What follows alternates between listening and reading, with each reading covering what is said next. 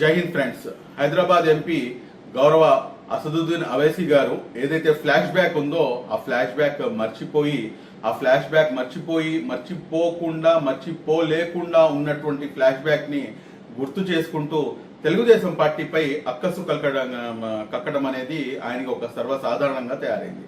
ఇక్కడ కొన్ని అంశాలు మీతో చర్చించాల్సినటువంటి అవసరం ఉంది. అదేంటండి, మీరు తెలుగుదేశం పార్టీకి మేము ఏమైనా మాట్లాడితే కనుక మీరు ఏదో తెలుగుదేశం పార్టీ వకాలు తప్పించుకుని వస్తారు అంటే, ఎస్ డెఫినెట్లీ తెలుగుదేశం పార్టీ వకాలు తప్పించుకుంటాం. దానికి కారణం ఏంటంటే, ఎన్నికల కన్నా ముందు చాలా బాహాటంగా మైనార్టీ హక్కుల పరిరక్షణ సమితి తెలుగుదేశం పార్టీకి మద్దతు పలికింది.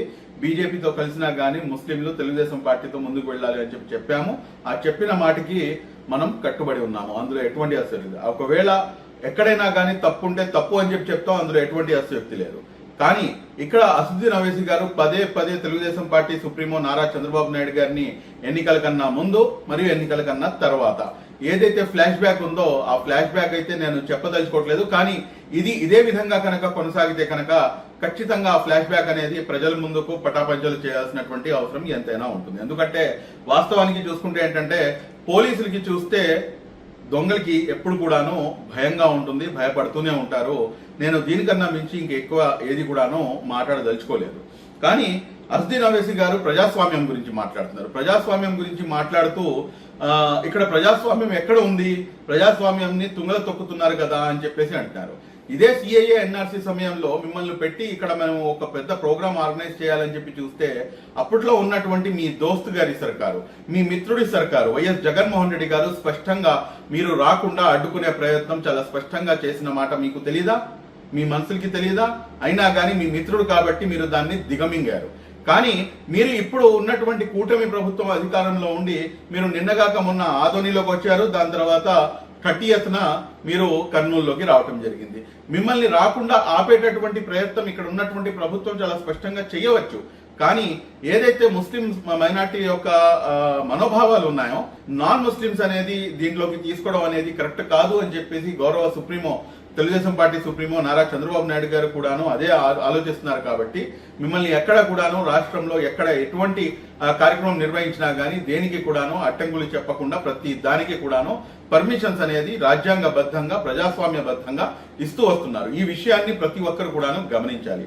అంతేకాకుండా ఇప్పుడు ఈయన మాట్లాడుతున్నటువంటి మాట ఇంకోటి ఏమిటంటే, తెలుగుదేశం పార్టీలో ఉన్నటువంటి ముస్లిం నాయకులు, అదేవిధంగా తెలుగుదేశం పార్టీకి సపోర్ట్ చేసినటువంటి వారు తెలుగుదేశం పార్టీ నుంచి బయటకు వచ్చేయాలి అని చెప్పేసి మీరు చెప్తున్నారు. మరి ఇప్పుడు మీరు ఇదే మాట కనుక మీరు సిఐఏ ఎన్ఆర్సీ సమయంలో 33 మంది ఎంపీలు, అటు రాజ్యసభ మరియు ఇటు లోక్సభ రెండిట్లో కూడాను సిఐఏ బిల్లు పాస్ అవడానికి సిఏబి కాస్త సిఏఏగా అమెండ్మెంట్ యాక్ట్ గా తయారవడానికి ఏదైతే ప్రోత్సహించినటువంటి పార్టీ, అందరికన్నా ముందు వరుసలో ఉన్నటువంటి పార్టీ వైఎస్ఆర్ కాంగ్రెస్ పార్టీ అన్న సంగతి మీకు తెలీదా? అప్పట్లో మీరు వైఎస్ఆర్ కాంగ్రెస్ పార్టీలో ఉన్నటువంటి ముస్లిం నాయకులను మీరు బయటికి రావాలి అని చెప్పేసి, మీరు వైఎస్ఆర్ కాంగ్రెస్ పార్టీని విడనాడాలి అని చెప్పేసి, మీరు దాన్ని రాజీనామా చేసి మీరు బయటికి రావాలి అని చెప్పేసి మీరు అప్పుడు కనుక పిలిపించుంటే కనుక మీ యొక్క చిత్తశుద్ధిని మేము శంకించేవారం కాదు. కానీ ఈ రోజున మీరు ఏదైతే రాజకీయ ముసుగులో లేకపోతే కనుక ఏదైతే వక్ఫ్ అమెండ్మెంట్ యాక్ట్ దానికి సంబంధించి జరుగుతున్నటువంటి కార్యక్రమాల ముసుగులో మీరు ముస్లిం పర్సనల్ లా బోర్డు మొత్తాన్ని కూడాను మీ యొక్క రాజకీయ లబ్ధి కోసం వాడుకుంటున్నారు అనేది చాలా స్పష్టంగా బాహాటంగా అందరికి కూడాను అర్థమవుతుంది. మీరు ఎవరండి మాట్లాడటానికి తెలుగుదేశం పార్టీలో ఉన్నటువంటి వారు బయటికి రావాలి అని చెప్పేసి ఎందుకు మాట్లాడతారు? రాజకీయ లౌక్యం లేదా మీకు? లేకపోతే రాజకీయ దురదృష్టి లేదా? అందరు కూడాను బయటకు వచ్చేస్తే ఇక్కడ ఉన్నటువంటి ముస్లిం సమాజానికి చెందినటువంటి 10% జనాలు ఎక్కడికి వెళ్ళాలి? ఏ పార్టీ అధికారంలో ఉన్నటువంటి పార్టీని విడనాడాలి అని చెప్పేసి మీరు పిలుపునిస్తున్నారంటే, మీరు మీ యొక్క దోస్తు కోసం ముస్లిం సమాజం యొక్క ఏదైతే ఆర్థిక రాజకీయ పరమైనటువంటి అంశాలు ఉన్నాయో వాటన్నిటినీ కూడాను మీ దోస్తీ కోసం మీరు తాకట్టు పెడుతున్నారు. ఇది వాస్తవం కాదా? ఇది ముమ్మాటికి ఇది వాస్తవము. అదే విధంగా మీరు చెప్తున్నారు ముస్లింలు పూర్తిగా ఏంటంటే, మీ ఇంటెన్షన్ ఏంటంటే స్పష్టంగా మీరు రాజకీయంగా రాజకీయ లబ్ధి కోసం మీరు చేద్దామని చెప్పేసి ఆలోచిస్తున్నారు. ఇంకో మూడో అంశం ఏమిటంటే, మీరు ఏ రకంగా అయితే మీరు బయటకు వచ్చి వైఎస్ఆర్ కాంగ్రెస్ పార్టీకి మద్దతు ఇవ్వండి అని చెప్పేసి మీరు డైరెక్ట్ గా మీరు ఎన్నికల కన్నా ముందు, ఎన్నికలైన 1 సంవత్సరం తర్వాత మీరు పిలుపునిస్తున్నారో, మీరు ఒక విషయాన్ని మీరు గమనించాలి. ఆంధ్ర రాష్ట్రంలో ఉన్నటువంటి ముస్లిం మైనారిటీలు, ముస్లిం సోదరులందరూ కూడాను మీ యొక్క మాటని పెడచెవిన పెట్టిన మాట మీరు మర్చిపోకూడదు. ఎందుకు అంటే దానికి నిదర్శనము వైఎస్ఆర్ కాంగ్రెస్ పార్టీపై ఉన్నటువంటి వ్యతిరేకత చాలా స్పష్టంగా చూపిస్తూ 7గురిని కూడాను ఓడించడం జరిగింది. అందులో డిప్యూటీ సీఎం అంజద్ బాషా సైతం కూడాను ఉన్నారు. అదే విధంగా మీరు చూసుకుంటే కనుక ఇటువైపు 3 ఎమ్మెల్యేలను ఇస్తే కనుక 3 అటు మదనపల్లి నుంచి షాజాన్ బాషా గారు, ఇటు గుంటూరు నుంచి మన నసీర్ అహ్మద్ గారు, అక్కడ నంద్యాల నుంచి మన గౌరవ మంత్రివర్యులు పెద్దలు శ్రీ ఎన్ఎండి ఫారూక్ గారు భారీ మెజారిటీతో వీళ్ళందరూ కూడాను గెలుపొందారు. కాబట్టి చాలా స్పష్టంగా అర్థమైపోతుంది అదేంటంటే ఎస్, ముస్లింలందరూ కూడాను.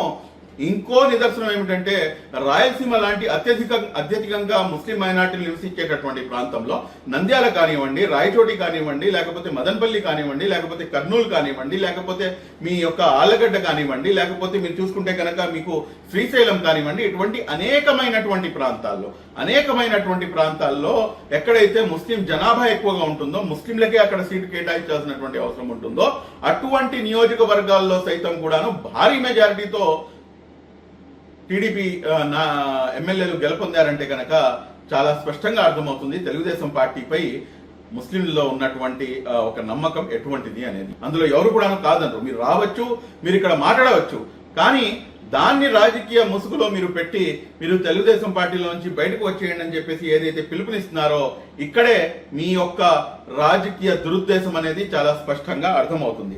మీరు ఇక్కడ ఇంకోటి ఏంటంటే మాట్లాడుతూ మీరు ఈ రోజున అమరావతి రాజధాని గురించి మాట్లాడతారు. అమరావతి రాజధాని ఎవరి రాజధాని అండి? అమరావతి రాజధాని మీకు తెలుగుదేశం పార్టీ సుప్రీమో నారా చంద్రబాబు నాయుడు గారు వారి యొక్క కుటుంబ సభ్యుల కోసం మీరు కడుతున్నారా? ఎవరు చెప్పారు మీకు? ఎవరు చెప్పారు? హైదరాబాద్ రాజధానిని డెవలప్ చేసింది ఎవరు? హైదరాబాద్ మహానగరంగా చేసింది ఎవరు? హైదరాబాద్ లో హైటెక్ సిటీ తీసుకొచ్చి ఏదైతే ఈ రోజు హైదరాబాద్ యొక్క రూపురేఖలు పూర్తిగా మార్చేసినటువంటి నాయకుడు నారా చంద్రబాబు నాయుడు గారు. ఇది మీరు అవునన్నా కాదన్నా ప్రతి ఒక్కరు నగ్న సత్యం ఇది.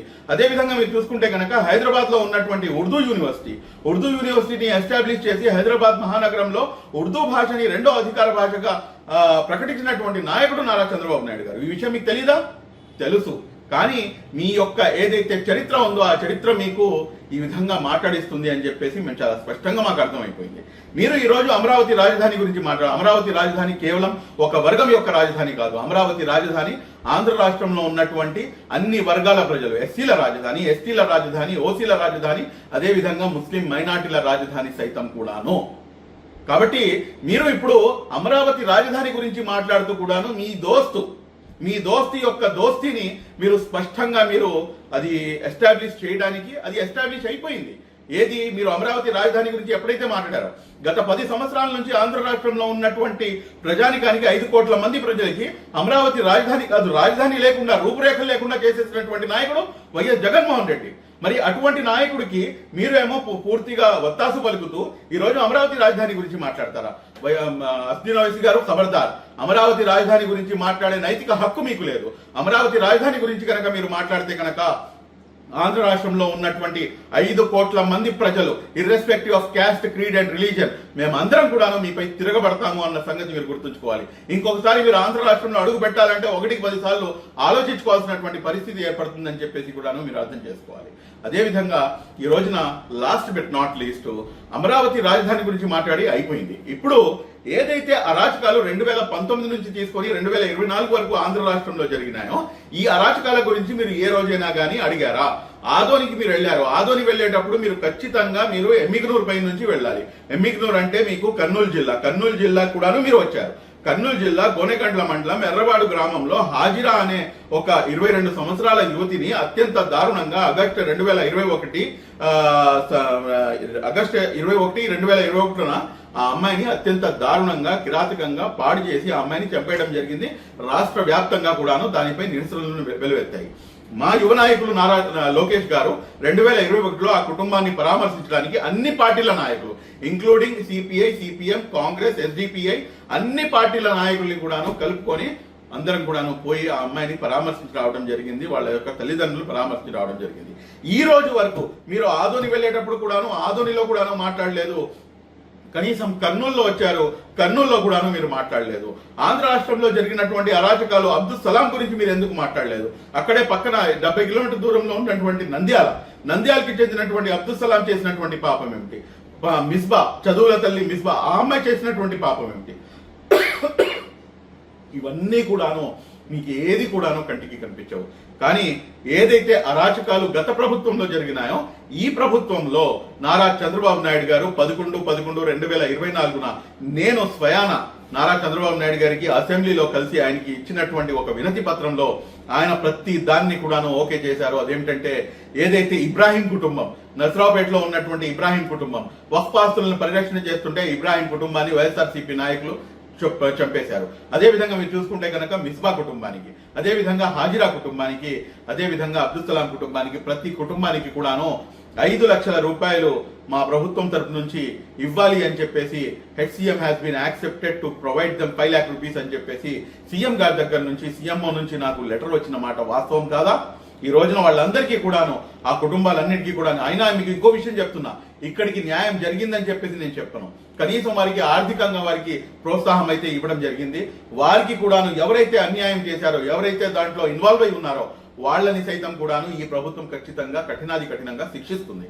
ఈ రోజున మీరు మాట్లాడే మాటలు ఏమిటంటే ఏ రకంగా కూడాను మీరు ముస్లిం మైనార్టీల యొక్క సమస్యలపై, ఆంధ్ర రాష్ట్రంలో ఉన్నటువంటి ముస్లిం మైనార్టీల సమస్యపై ఏ రోజున కూడా నోరు మెదపది. మీరు ఈ రోజున కేంద్రం తీసుకొచ్చినటువంటి నల్ల చట్టమైనటువంటి వక్ఫ్ అమెండ్మెంట్ యాక్ట్ ని అడ్డం పెట్టుకుని ఈ రోజు కూటమి ప్రభుత్వంపై మీరు పైనుంచి కింద మొత్తం కడిగి పడేయాలని చెప్పేసి అనుకుంటే కనుక ఇది మీ పొరపాటు.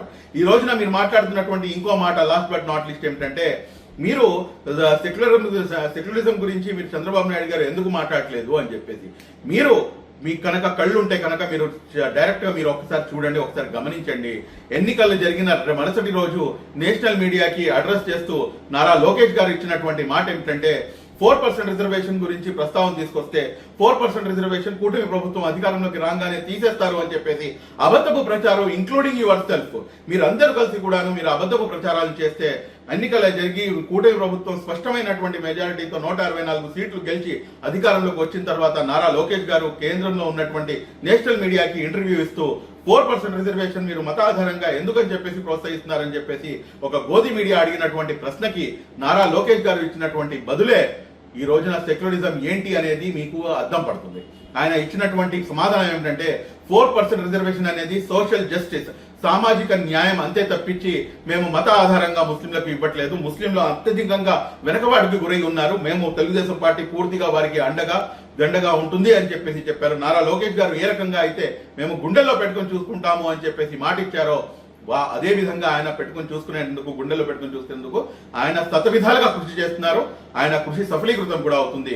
నిన్నటిదాకా మొన్న ఇచ్చినటువంటి తల్లికి వందనంలో కూడాను ఒకళ్ళుగా మీ వైఎస్ఆర్ కాంగ్రెస్ పార్టీ కేవలం ఒకళ్ళకే ఇస్తే తెలుగుదేశం పార్టీ అధికారంలోకి వచ్చిన తర్వాత తల్లికి వందనం కార్యక్రమంలో ఎంతమంది పిల్లలైతే ఉన్నారో వారందరికీ కూడాను, ఇద్దరుంటే ఇద్దరు, నలుగురుంటే నలుగురు, ఆరుగురుంటే ఆరుగురు పిల్లలకి ప్రతి ఒక్కరికి కూడాను తల్లికి వందనం అనేది ఇవ్వడం జరిగింది అన్న సంగతి మీకు తెలీదా? ఈ రోజున ఆంధ్ర రాష్ట్రంలో ఉన్నటువంటి ప్రజల యొక్క మనోభావాలతో మీరు ఆటలాడుకునే ప్రయత్నం మీరు ఏమాత్రం కూడా, మీరు మాట్లాడండి, ఏదైతే తప్పు జరిగిందో ఆ తప్పు గురించి మాట్లాడండి. అంతేగాని దాని యొక్క నీడలో మీరు మీ యొక్క రాజకీయ పబ్బాన్ని గడుపుకుందాం అని చెప్పేసి చూసుకుంటే కనుక ఇది కరెక్ట్ అయిన పద్ధతి కాదు. అస్దీన్ అవైసీ గారు, దయచేసి మీ యొక్క వైఖరి నారా చంద్రబాబు నాయుడు గారి గురించి, తెలుగుదేశం పార్టీ గురించి మారుతుంది. రాబోయే రోజుల్లో ఏదైతే అభివృద్ధి ఉందో అది కూడాను మీరు రాబోయే రోజుల్లో ఇన్షాల్లా మీరు చూస్తారు. మీ నోటి నుంచి నారా చంద్రబాబు నాయుడు గురించి మీరు పొగడే రోజు ఖచ్చితంగా ముందుంది అని చెప్పేసి కూడాను నేను తెలియజేస్తూ సెలవు తీసుకుంటాను. Thank you very much. జై హింద్.